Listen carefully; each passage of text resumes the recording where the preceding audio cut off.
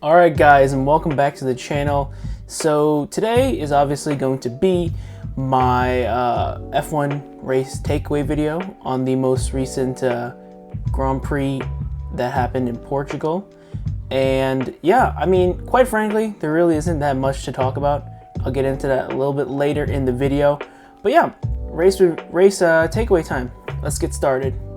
So before we get started, if you like what you see in this video, then obviously leave a like down below. And if you like what you see overall on this channel, then it'll be awesome if you guys can hit the subscribe button.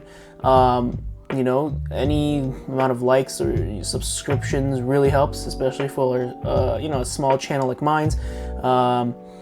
Everything helps. So yep, let's go. Let's get on to the video. All right, I'm gonna be completely honest with you guys. Watching this race, I was really scratching my head trying to find, you know, some takeaways from this race, if I'm going to be completely honest.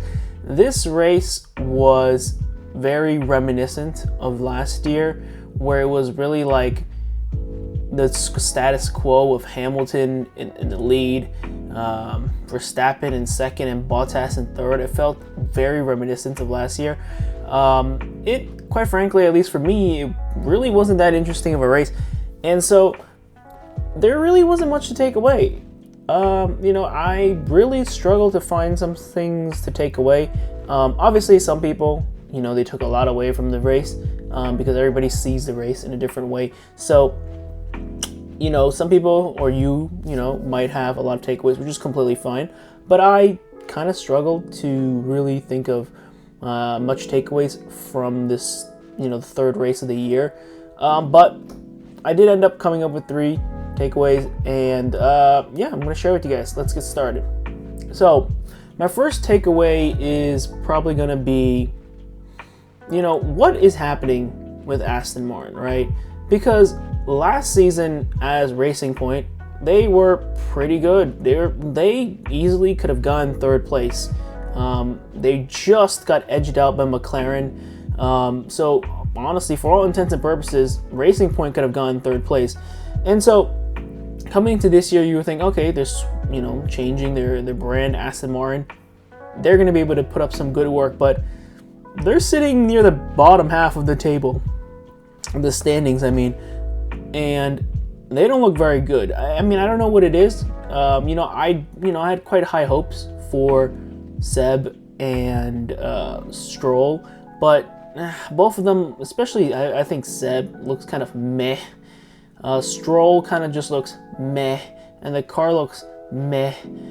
And, you know, quite honestly, I don't really know what the problem is. You know, you would expect that, you know, there isn't going to be much changes to the car. And I know there was a lot of things about how, you know, Aston Martin were complaining about how like was it like low rake cars were getting like screwed over by like the aero changes and stuff like that.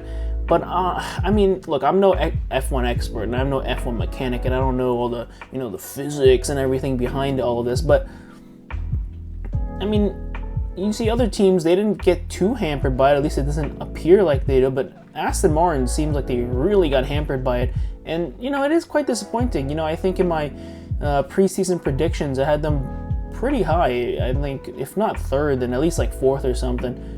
But they, you know, they don't have much to show for in the first couple of races, and it is a bit concerning. But, you know, I think they have time to turn it around. I still believe in Seb, and I still believe in Stroll, and I think, you know, they will slowly get better and better. But for now, after 3 races, whew, you know, it's looking rough there for Aston Martin. So my second takeaway might be a bit of a short one, and it might be a bit of a lazy one. Again, I did have trouble, you know, coming up with takeaways, but you know, my second takeaway would be that, well, I mean, this race was kind of a letdown. You know, the first 2 races, the first race in Bahrain was fantastic. The second race, you know, was still pretty good. Even though, you know, Max kind of ran away with it, right, at Imola, but it was still pretty good. You know, there's still a lot of action, but this race in Portugal, ugh. it was not fun. It was boring. You know, I watch these F1 races with my dad, and usually my dad is very engaged when he watches these races. You know, he's always talking to me about how this guy passed this guy, or what this guy should be doing, and you know, and he was an old Formula One fan, and he's recently got back into it because I started watching it. So he's, you know, kind of discovering it again. And usually he has a lot to say, which is completely fine. I actually kind of like the, you know, the talk between like me and my dad when we watch like Formula One and sports in general. But this race, I look over to him and he's kind of just sitting there like with his head in his hands, and he's kind of like bored out of his brains. And I kind of felt the same way. It was not super entertaining. It was pretty boring. You know, I'm hoping the next race in Spain will be better, but I think Spain is probably known as one of those races that doesn't, you know, promote or generate much excitement. So I don't know how much hope I have for that, but nevertheless, boring race. Hopefully, you know, it spices up a little bit more. Maybe we could have a little bit more fights. But yeah, overall in general, not a very interesting race. All right, so the final takeaway, and I know it's another kind of cheap takeaway, is that, well, there's only 1 week between this last race in Portugal and the next race in Spain, which is awesome, because this is how you know, for me, last season, you know, there was a lot of back-to-back races, right? Like one race after another, like week after week after week, and that was very exciting, right? There was you know, very little downtime between each races, so you never really got that lull where it's like, well, there's no Formula One, this kind of sucks, right? But 1 week is awesome. I mean, it was the 3 weeks between the first race, 2 weeks between the second race and the third race, and now finally, you know, we have 1 week, which is awesome. I mean, today is Wednesday here. I'm filming this because I didn't actually have time. I had a lot of schoolwork I had to attend to, but Wednesday here, so in like 2 days, you know, it's Friday again, race weekend again, you know, in Spain, and I could, you know, spend a weekend watching Formula One again. So very glad that, you know, it's only 1 week in between the races, and I'm looking forward to next week. Hopefully, again, I just said before in my last take that, well, Spain, you know, usually doesn't generate the most exciting races, but hey, you never know. The field does obviously appear to be a lot closer this year, so you never know what happened. Maybe, you know, we can get a little bit of overtake, even get a little bit of fights here and there.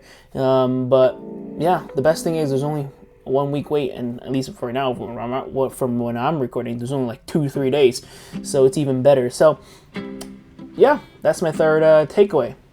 All right, guys, that does it for this takeaway video. I don't know how long this is. Again, I said before, I struggled to really find any takeaways, so I really, you know, really didn't have much to say for this week. I'm hoping next week I have more to say, because hopefully next week the race will be more interesting. But yeah, that'll do it for this video. If you like what you saw in this video, leave a like down below, and if you like what you see overall on this channel, considering hitting the subscribe button. I definitely will continue doing these race takeaway videos. I will find time, despite you know, all the schoolwork and stuff like that. And yeah, catch you guys next time.